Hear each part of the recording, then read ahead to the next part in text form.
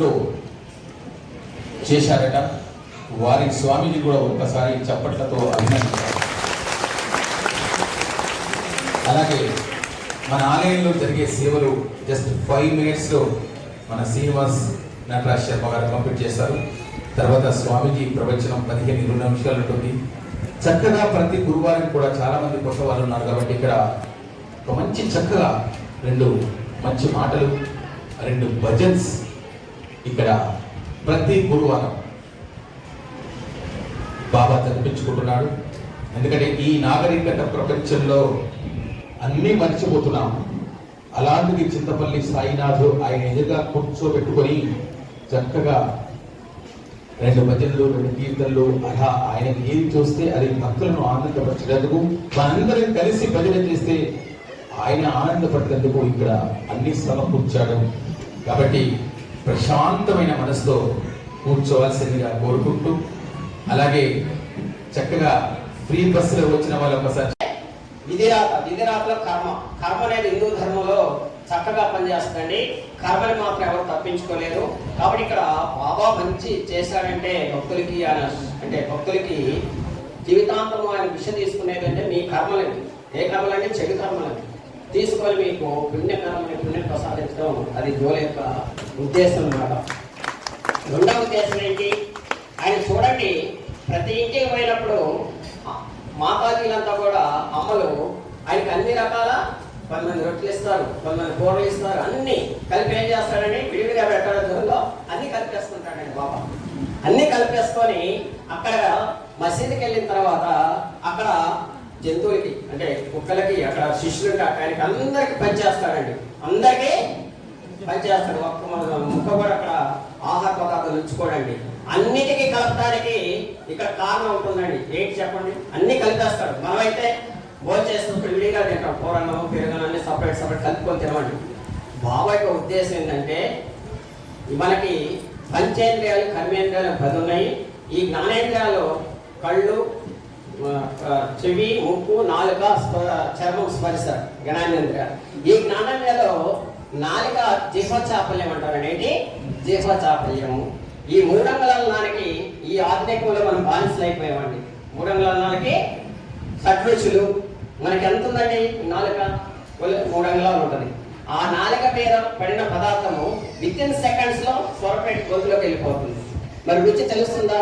ఎన్ని షడ్రుచులు తిన్నా కూడా నాలుగు వితిన్ సెకండ్స్ లో మారిపోతుంది.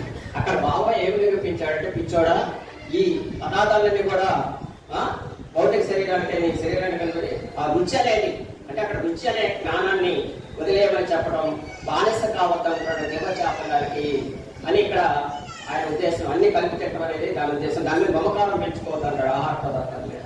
అక్కడ ఆయన తీసుకోవడం పదార్థాలు. ఇంకోటి గమనించారా, భక్తులు ఆయన రోజు కానుకలు ఇస్తారు. ఎంతో కొంత కానుకలు బాబాకు సమర్పిస్తుంటారు వచ్చిన భక్తులంతా కూడా. ఆయన సాయంత్రం లోపల ఒక్క అనా కూడా బాబా దగ్గర వచ్చిన భక్తులందరూ కూడా పనిచేస్తుంటారు. దాని ఉద్దేశం ఏంటి, బాబా ఇంతకు చెప్పారు ఒక మిత్రుడు, మనం 1 రూపాయి కనుక దానం చేస్తే బాబా 10 రెట్లు ఇస్తాడండి. 1 రూపాయి కనుక మనం దానం చేస్తే బాబా దానికి 10 ఇస్తాడు. అది గుర్తుపెట్టుకోవాలి. బాబా అందుకని ఎప్పుడు కూడా ఆయన దగ్గర ఉంచుకోడండి, పంచుతూనే ఉంటాడు. పంచుతూనే ఉంటాడు. భక్తులు ఆయనకి కానుకలు ఇస్తూనే ఉంటాడు అన్న బాబా. కాబట్టి అది ఒక విషయం. పోతే మనకి సనాతన ధర్మంలో ప్రామాణికం ఏంటంటే మనకి వేదాలండి. యజుర్వేదం, అథర్వవేదం, సామవేదం, ఋగ్వేదం. ఈ మనకి ప్రాచీన కాలం నుంచి కూడా సనాతన ధర్మం అనేది ఆది అంతం లేనిది. ఆది అంతం లేదు. మన సనాతన ధర్మం హిందూ ధర్మాన్ని కాపాడుతుంది కూడా వేదాలు ప్రమాణికం. కాబట్టి ఈ సనాతన ధర్మాన్ని కాపాడాల్సిన బాధ్యత ప్రతి ఒక్కరి మీద ఉందా లేదా?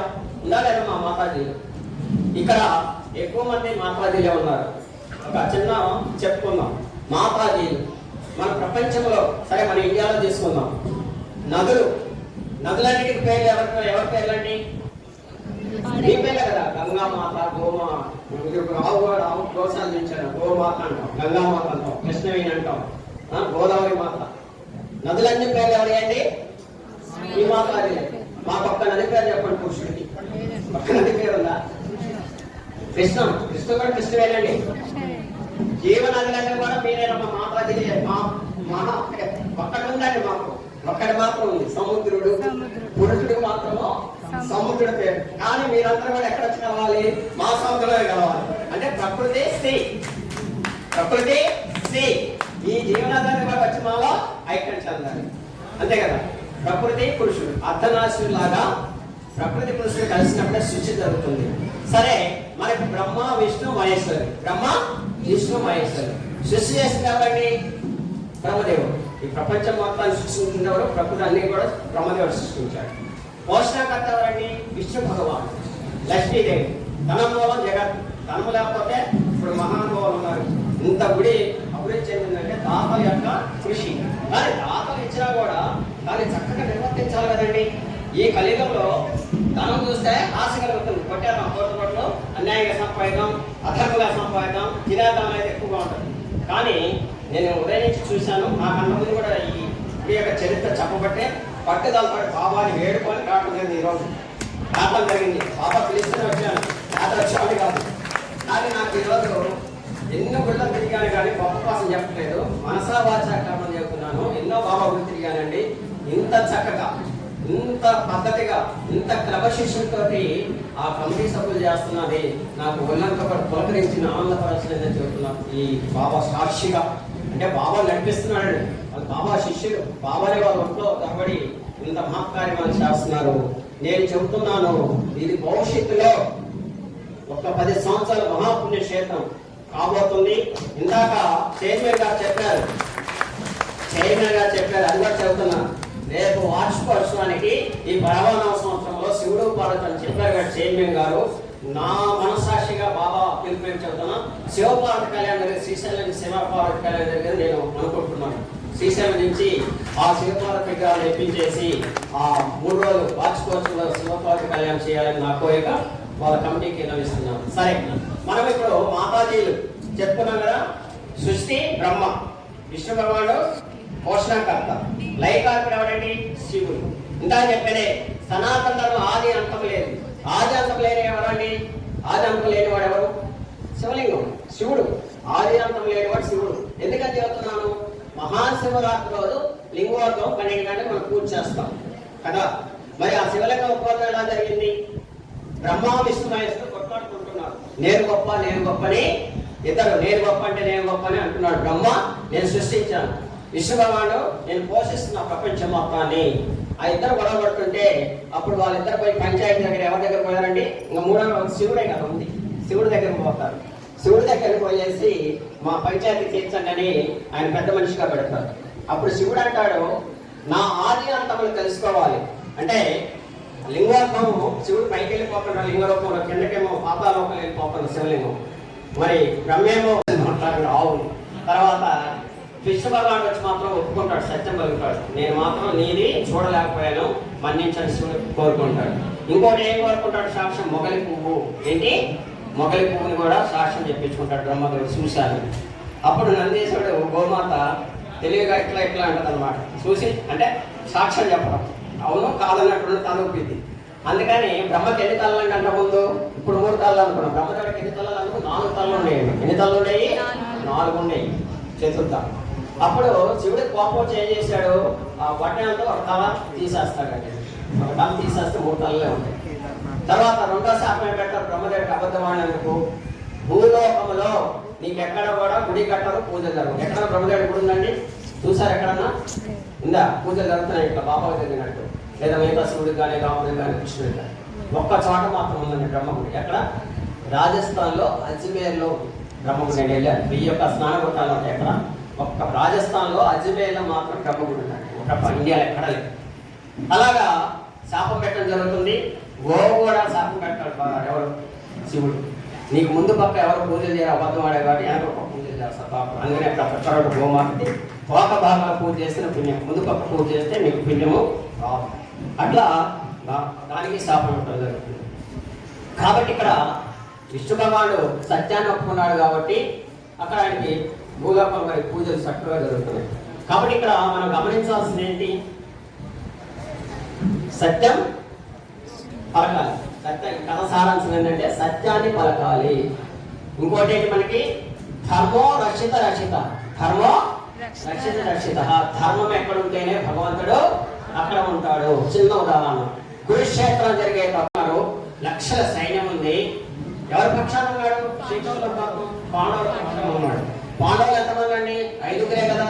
మరి శ్రీకృష్ణ పరమాత్మ మరి వాళ్ళ వైపు కూడా ఇలా పేర్కొన్నాడు. మరి అంటే అక్కడ ధర్మాన్ని పాటిస్తున్నారు కాబట్టి పాండవులు, శ్రీకృష్ణ పరమాత్మ సాక్షాత్తు పాండవుల వైపు ఉండి ఆ కురుక్షేత్రంలో రథసారథిగా ఉండి మరి ఆ రథాన్ని నడిపించి కురుక్షేత్ర సంగ్రామం జరుగుతుంది. కాబట్టి పాండవుల కౌరవుల వైపు ఉండలేదు. కాబట్టి ఇక్కడ మనం గమనించాల్సింది ధర్మో రక్షిత రక్షిత. ధర్మాన్ని సత్యాన్ని ఎవరైతే పాటిస్తారో వాళ్ళ వైపే భగవంతుడు సాయినాథుడు కూడా అదే కోరుకుంది. శ్రద్ధ సబూరి, శ్రద్ధ సబూరి. ఎక్కడ కూడా ప్రతి సాయిబాబు కూడా శ్రద్ధ సబూరి ఉంటుంది. శ్రద్ధావాన్ లభతే, శ్రద్ధావాన్ లభతే. మనసా వాచ కర్మణ. ఇంత పూజా విధానం చెప్పారు ఒక కార్యకర్త, ఏది జ్వల దీక్ష గురించి. శ్రద్ధతో చెయ్యాలి. ఇప్పుడు గుడికి వచ్చారు, గుడికి ఎందుకు వచ్చారు? మీరు ఏదో ఒక కోరిక నెరవేరాలి, ఏదో కోరిక నెరవేరాలి. మరి ఆ కోరిక కోసం ఇంత కష్టపడి మాతాజీ అంతా కూడా ఎండ రోహిణీ ఖాతా స్టార్ట్ అయింది మొన్నే. ఎండకు తట్టుకొని పసిపిల్లలు తీసుకుని ఇంత దూరం వచ్చారంటే ఈ చింతపల్లి అనే గ్రామంలో ఈ బాబాగుల్లో ఏదో గింతలు జరుగుతున్నాయి, అనుకున్న కోరికలు నెరవేరుతున్నాయి. అది నెరవేరాలంటే ఏం చేయాలి? మనసా వాచ కర్మన దాస్య భక్తితో నీ మనసుని ఆయన పాదాలకు అర్పణ చేయాలండి. అర్పణ చేస్తేనే కన్నీళ్లతో, ఆనంద బాష్పాలతోటి, హృదయంతో, హృదయ స్పందనతోటి, ఇంత చైర్మన్ గారు చెప్పారు కళ్ళలో చూడమని చెప్పారు. ఆ కళ్ళలో చూస్తే మనకి ఆనంద బాష్పం వస్తుంది. సాక్షాత్తు శ్రీకృష్ణుడు కనపడతాడండి, అందరికీ దర్శనం ఇస్తాడు. ఎప్పుడు ఇస్తాడు దర్శనం? నువ్వు శ్రద్ధ,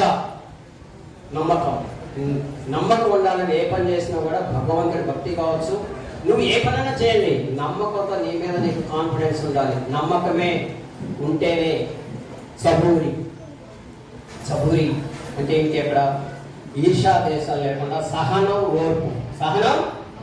ఇక్కడ మీకు ఇప్పుడు ఆకలి అగ్నిదేవుడు ప్రకోపిస్తున్నాడు, దయచేసి మీకు ఆకలి కాదండి, బాబా ఆకలి లేకుండా చూసుకుంటాడు. ఎప్పుడు తింటుంటా ఉంటుంది. ఒక రోజు మీరు ఆకలి కాస్త పక్కన పెట్టండి దయచేసి. ఎవరి కోసం? నా కోసం కదా, కోసం పక్కన పెట్టండి.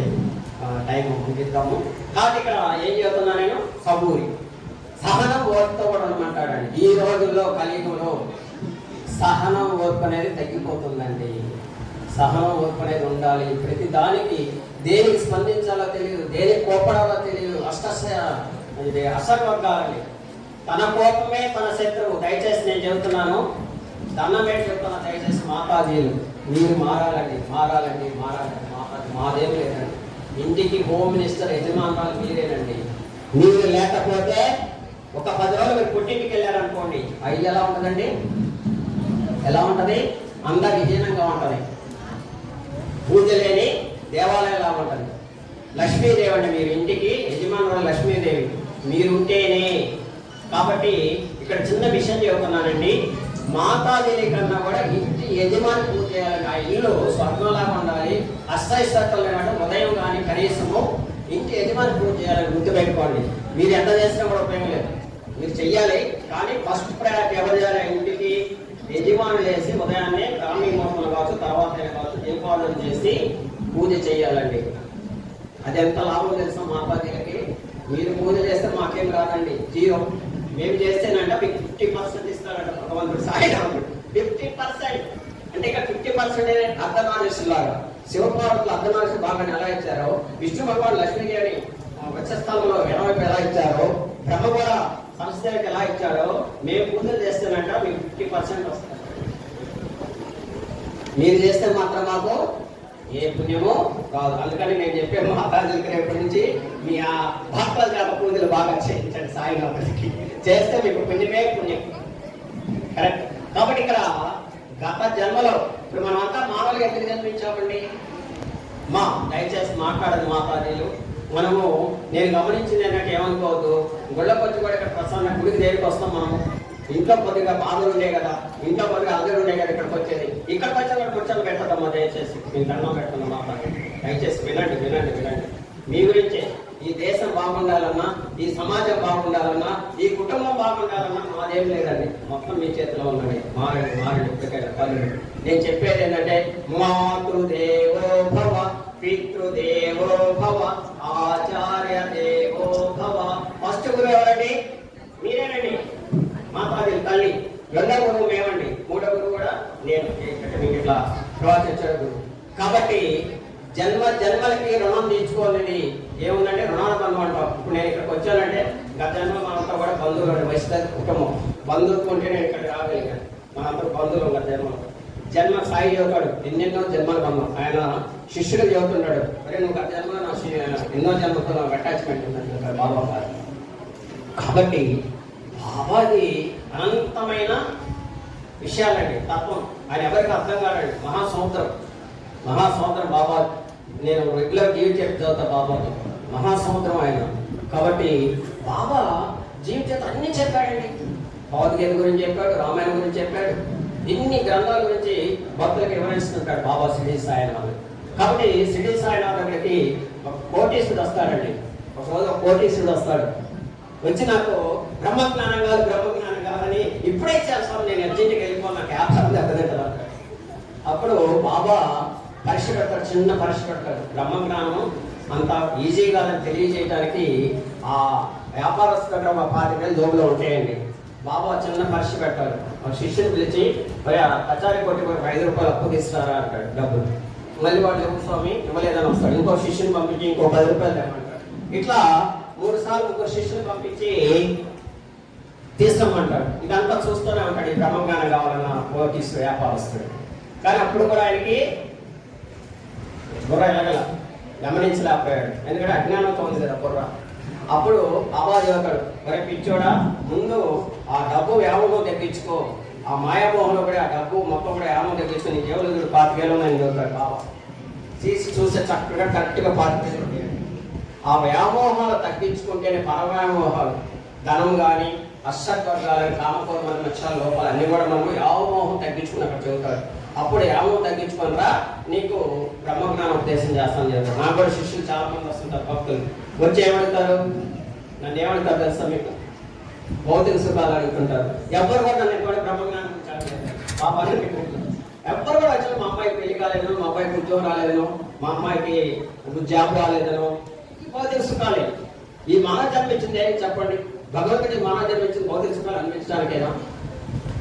భౌతిక సుఖాలు ఎప్పుడు ఉంటాయండి? భౌతిక సుఖాలు ఎప్పుడు ఉంటాయి. కానీ భగవంతుడు ఈ మానవ జన్మని ఇచ్చింది, గత జన్మలో మనం పుణ్యం చేసుకుంటేనే ఈ జన్మ వచ్చింది. భూమి మీద 80 లక్షల జీవరాశులు సృష్టించబడింది. 80 లక్షల జీవరాశులు. 80 లక్షల జీవరాశుల్లో మానవ జన్మ చాలా ఉత్తమైన మహాత్ములు చెబుతున్నారండి. వేదాలు కానీ ప్రవచనాలు కానీ మహాత్ములు కానీ అందరూ కూడా ప్రాచీన సనాతన సంప్రదాయంలో మానవ జన్మ చాలా ఉత్తమైనని చెబుతున్నారు. అటువంటి మానవ జన్మ తీసుకున్న తర్వాత తల్లి గర్భంలో నేను చచ్చిన తర్వాత మనము ఎప్పుడైనా 5 ప్రశ్నలు వేసుకున్నానండి. నాకు మా తల్లి జన్మనిచ్చింది ఎవరు? తల్లి.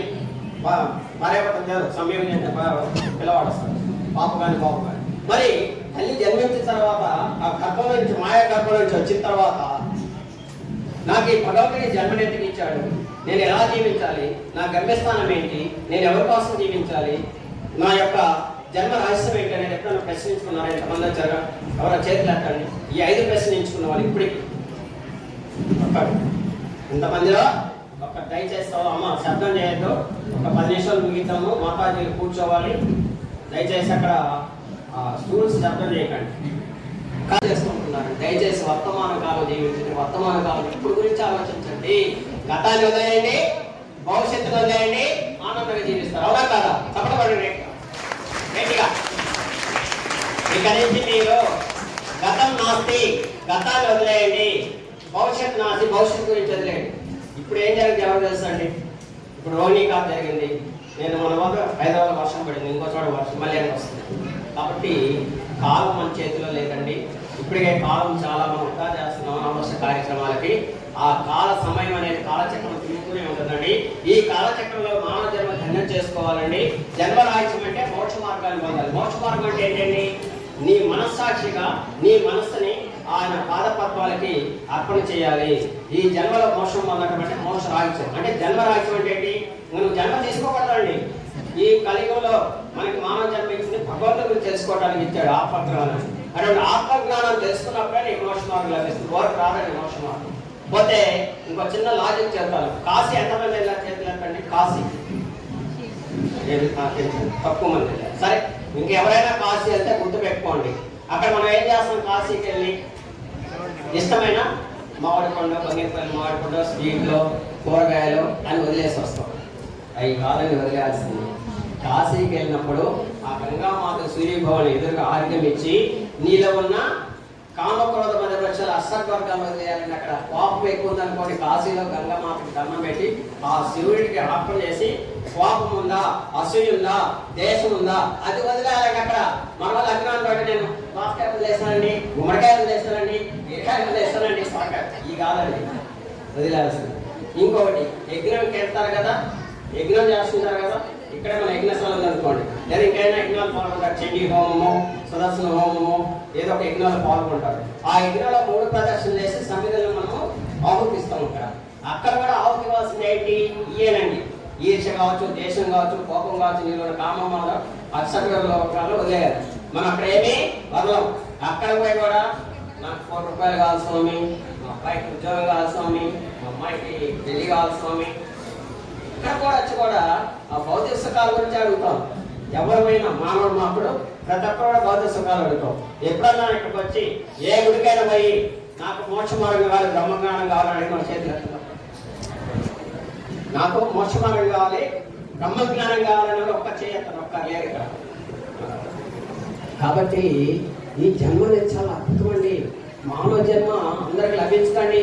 మనం గత జన్మ అందరూ పుణ్యం చేసుకోండి. మానవ జన్మ వచ్చిందండి. ఈ మానవ జన్మ వృధా చేసుకోకండి.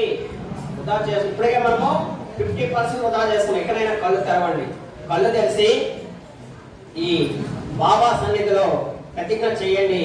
ఇక్కడి నుంచైనా నేను సత్య మార్గంలో, ధర్మ మార్గంలో నడుస్తాను. నేను సేవ, మానవ సేవే మానవ సేవ. మరి ఇందాక జోలలు ఇచ్చారు, అదేంటనుకున్నారు? మానవ సేవే మానవ సేవ. మీలో ఉన్న అజ్ఞానాన్ని తీసేయటానికి, మీలో ఉన్న కర్మలు తీసేయటానికి ఆ 140 రోజులు ఒకటి గుర్తుపెట్టుకోండి. ఏ సాధన చేసినా, అమ్మా మాట్లాడకండి మాతాజీలు, హలో మాట్లాడు.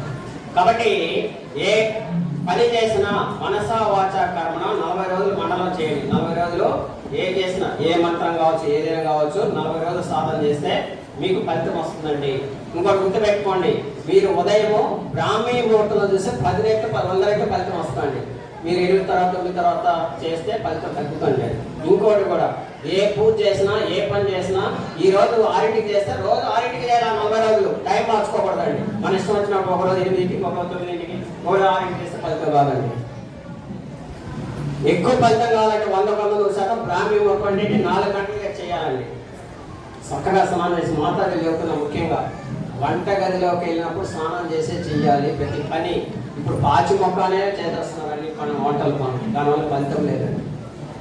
మనం పని చేసేది ఏంటోనండి, చేతులతోటి, కాళ్ళతో కూడా పని చేసేది. ఈ నోరు ఖాళీ కదమ్మా మాతాజీలు, నోరు ఖాళీనా? ఖాళీ కదా.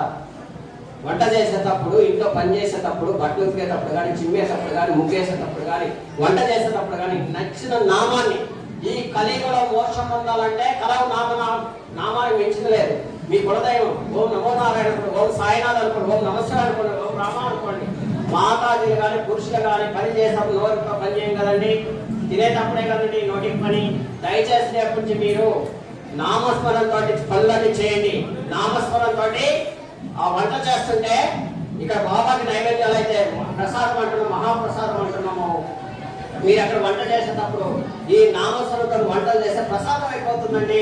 అక్కడ ఏదైనా చెడు పాపం కూడా మొత్తం తొలగిపోతుంది. కాబట్టి దయచేసి రేపు నుంచి మాతాజీలకు కూడా చక్కగా స్నానం చేసి వంటగదిలోకి వెళ్ళి మీకు నచ్చిన నామస్మరణతో ఆ వంటలు అన్నట్టు అద్భుతంగా ఉంటాయి. మీకు ఇంకో విషయం చెప్పేదా, మనకు తెలియక అనేక పాపాలు చేస్తున్నటువంటి గ్యాస్ స్టవ్ వెలిగించినప్పుడు లేదా పని చేసినప్పుడు అనేక స్వచ్ఛ జీవనం చచ్చిపోవటం వేయండి. అది ఎంత కూడా మన పాపం చెప్పుకుంటుందండి. ఆ పాపం మొత్తం పోవాలంటే నామస్మరణ చేసుకుంటే ఆ పాపం మొత్తం కూడా ప్రక్షాళన అవుతుంది. కాబట్టి రేపటి నుంచి మాతాజీలు చక్కగా స్నానం చేయండి. చక్కగా వంటగదిలో నామస్మరణతో చేసినట్టయితే మీ వండే పదార్థాలు కూడా ప్రసాదాలుగా అయిపోతాయండి. దాంట్లో ఏమైనా దోషాలు ఉన్నా తొలగిపోతాయండి. దయచేసి ఏమిటి ఆ పని చేయండి. కాబట్టి కళ్ళులు మారాలి. ఇప్పుడు ఈ కలియుగంలో మన హిందూ ధర్మం సనాతనం చాలా గొప్పదండి. మహాసౌకర్యం లాంటిది ఈ హిందూ ధర్మం సనాతనం. ఎన్నో గ్రంథాలు ఉన్నాయి. నేను ఒకటే కోరుతున్నా, ప్రతి ఇంట్లో కూడా ఒక గ్రంథం ఉండాలండి. ఏ గ్రంథం ఉండాలి? భగవద్గీత. మీరు భగవద్గీత చదివితే మీ జనం మొత్తం ధనమైనండి. భగవద్గీతలో విషాదయోగం నుంచి విషాదయోగం నుంచి 18 అధ్యాయాలు కర్మయోగం, జ్ఞానయోగం, భక్తియోగం, జ్ఞానయోగం, అన్ని యోగాలు శ్రీ సాయినాథ్ కూడా చెప్పున్నాడు. భగవద్గీత చక్కగా సద్గంధా సదవులు బాబా చెప్పున్నాడు. కాబట్టి భగవద్గీత ప్రతి ఇంట్లో ఉండాలి. హిందూ అన్న తర్వాత భగవద్గీత 18 అధ్యాయాలు మీ జీవితానికి అది ఒక వెన్నెముక లాంటిది. దేశానికి రైతు వెన్నెముక ఎలా లాంటి వాడో ఈ సద్గ్రంథం గురుచరిత్ర కావచ్చు, బాబా గురుచరిత్ర కావచ్చు రోజు చదవండి, పారాయణ చేయండి. ఒక 6 రోజులు పెట్టుకోండి. గురువారం స్టార్ట్ చేసి గురువారం పూర్తి చేయండి. బాబా గురుచరిత్ర మీకు ఒక నిదర్శనం ఇస్తాడు. కాబట్టి ఇటువంటి సనాతన ధర్మంలో మీరందరూ పాల్పంచుకోవాలి. అన్ని మతంలో ఏది లేదండి. అన్ని మతంలో చాలతో మాతాజీలు దాన్ని ప్రోత్సహించద్దు, మీ పిల్లలు ప్రోత్సహించద్దు, పక్కింటి ప్రోత్సహించద్దు. మన హిందూ ధర్మాన్ని కాపాడుకుందాం, మన సనాతన ధర్మాన్ని కాపాడుకుందాము. చక్కగా ఈ రోజు ఈ బాబా సన్నిధిలో కమిటీ సభ్యులు చక్కగా నాకు ఈ చక్కని అవకాశం ఇచ్చినందుకు వాళ్ళకి పేరు ధన్యవాదాలు తెలియజేస్తున్నా. ఇంత చక్కగా మాతాజీ చక్కగా ఉపన్యాసినందుకు మీకు పేరు ధన్యవాదాలు తెలియజేస్తున్నా. ఆశిస్తున్నా బాబా తరఫు నుంచి మీ కుటుంబం ఎల్లవేళలా అష్టైశ్వర్యాలతో ఆయురాగ్యాలతో మీ కోరికలు నెరవేరాలని, మీ జీవితం ధన్యం కావాలని, మీ జీవితం మోక్ష మార్గంలో పయనించాలని కోరుకుంటూ ఓం సాయి శ్రీ సాయి జయ జయ సాయి అఖిలాండ కోటి బ్రహ్మాండ నాయక రాజాధిరాజ యోగిరాజ పరబ్రహ్మం శ్రీ సచ్చిదానంద సద్గురు సాయినాథ్ మహారాజ్ కి, సాయినాథ్ మహారాజ్ కి, సాయినాథ్ మహారాజ్ కి. ఓం మాతా కి, ఓం మాతా కి, మాత మాతా కి, మాత మాతా కి. జై సాయిరాం, జై సాయిరాం. ఉంది. అది నెక్స్ట్ ఒక 2-3 నెలల్లో చాలా అంగరంగ వైభవంగా చేసుకుంటాం. అయితే ఆ స్వామీజీ నుంచి ఇంకా మనకు ఆ లక్ష్మీ నరసింహస్వామి కళ్యాణం చెయ్యాలి అంటే ఇంకా పిలుపు రాలేదు, వారి ఆన్సర్ రాలేదు. అంటే వారికి ఆ డేట్లో ఏదైనా బిజీ ఉందేమో ఆ స్వామి వారికి తెలియదు. ఈ రోజు నేను వచ్చేటప్పుడు కరెక్ట్గా 10:45 ఇప్పుడు మనకు ఒక బ్రదర్ లాగా మన ఫ్రెండ్, మన మిత్రుడు, మన అన్న ఇప్పుడు శ్రీశైలం బోర్డులో ట్రస్ట్ మెంబర్, బోర్డు మెంబర్గా ఉన్నారు. వచ్చేటప్పుడే అన్నగారు గత 9 సంవత్సరాల క్రితం శివపాత్ర కళ్యాణం చేసాం శ్రీశైలం క్షేత్రం నుంచి. ఈసారి మీ ఆధ్వర్యంలో శివపాత్ర కళ్యాణం చేయాలని నేను చెప్పాను, తప్పకుండా చేపిస్తానని వారు చెప్పాను. అంటే భగవంతుని లీలలు ఎలా ఉంటాయో నేను చెప్తున్నాను. వారికి నేను స్వామీజీకి నేను అనుకున్నది తెలియదు. నేను ఇంతవరకు ఎవరికి అనౌన్స్ చేయలేదు, అనౌన్స్ చేయొద్దనుకున్నాను. కానీ స్వామీజీ నోటి నుంచి వచ్చింది కాబట్టి ఈసారి ప్రత్యేకంగా వెహికల్ తీసుకొచ్చి లీలా కళ్యాణం అని ప్రత్యేకంగా చేస్తున్నారట. అంగరంగ వైభవంగా చేద్దాం బ్రతకని చెప్పాడు. ఆ పార్వతీ పరమేశ్వరులకు చింతపల్లి సాయినాథుడు వచ్చి కళ్యాణ మహోత్సవాన్ని చేసుకోవాలని ఒక్కసారి బిగ్గరగా మనందరికి ఆశీస్సులు అందించాలని కోరుతున్నాం. ఏమంటే కరెక్ట్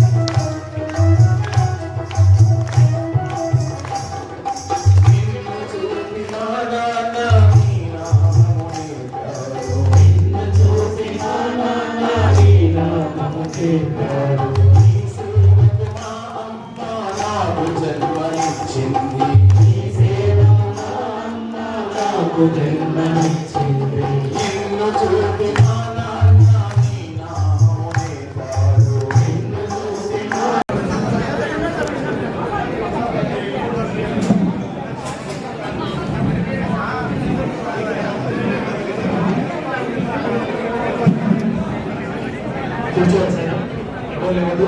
2 నిమిషాలు అందరికీ పాదర్శించి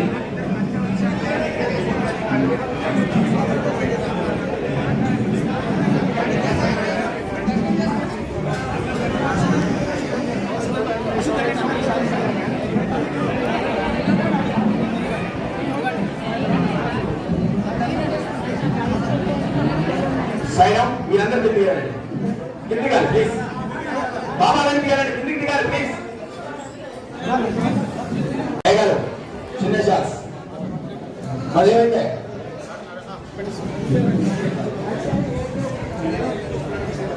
సాయిరామ్ గారు నవీన్ గారు మన నటరాజు గారు మిగతా వాళ్ళు కిందకి దిగాలి సార్ ప్లీజ్. మీరు ఏమనుకోవద్దు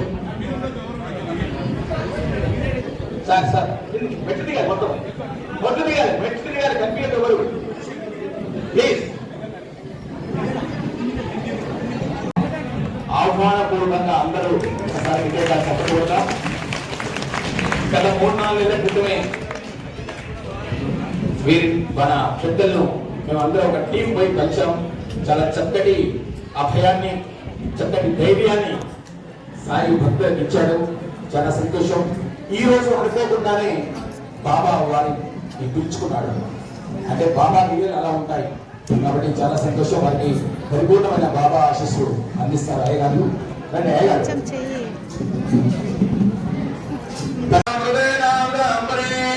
తస్మై బ్రహ్మణ బ్రహ్మాణ ఆయుక్తేభ్యం ప్రజాంతరో అస్వరాజే తదోరాజే ధనరాజే మహాగణే ధనం మే ధనాం దేవీం సర్వకామ్యాన్ ప్రసిద్ధయే పుత్రపౌత్రధనం ధాన్యం అస్తేష్వాజారగోదరౌ ప్రజానాం తపసి మాతాయుష్మంతం వరోద్భాం చంద్రాభాం లక్ష్మీ చాలం సూర్యాభాం ప్రియమేశ్వరే చంద్ర సూర్యాగ్ని సర్వాభాం శ్రీ మహాలక్ష్మీర్భాస్మహే ధనమగ్నిర్ధనం వాయుర్ధనం సూర్యాధనం వసో ధనమింద్రో బృహస్పతిర్వదనం శతమానం భవతి శతాయ పురుషస్యేంద్రియ ఆయుష్యేంద్రియే ప్రతిష్టతి సద్గురు సాయినాథ కృపాకటాక్షపద సిద్ధిరస్తు.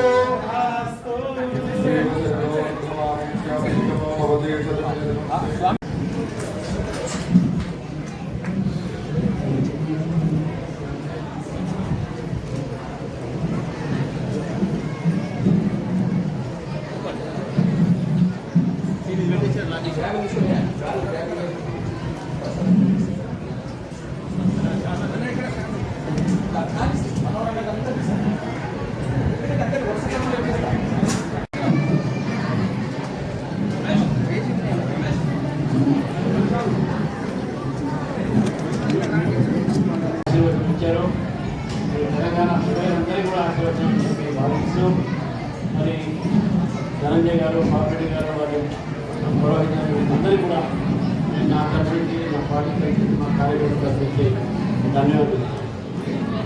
సైనా మరి ఒక చిన్న కోరిక కోరుకుంటాం. మీరు బాబా గారు సమాధి చెంది ఇప్పుడు 108వ సంవత్సరం నడుస్తుంది. 108వ సంవత్సరాల హైదరాబాద్ లో మనం అన్ని ఆలయాలు, సాయిబాబా ఆలయాలు, తెలంగాణలో ఉన్న ఆలయాలన్నీ కలిసి కూడా 1,00,000 మందితో ఒక కళార్చన రాబోయే రోజుల్లో ఈ సంవత్సరంలో దసరా తర్వాత చేయాలనుకుంటున్నాం. దానికి మన అవకాశం ఉంటే తప్పకుండా మోదీ గారిని తీసుకురావాలని నేను మనస్ఫూర్తిగా కోరుకుంటున్నాను.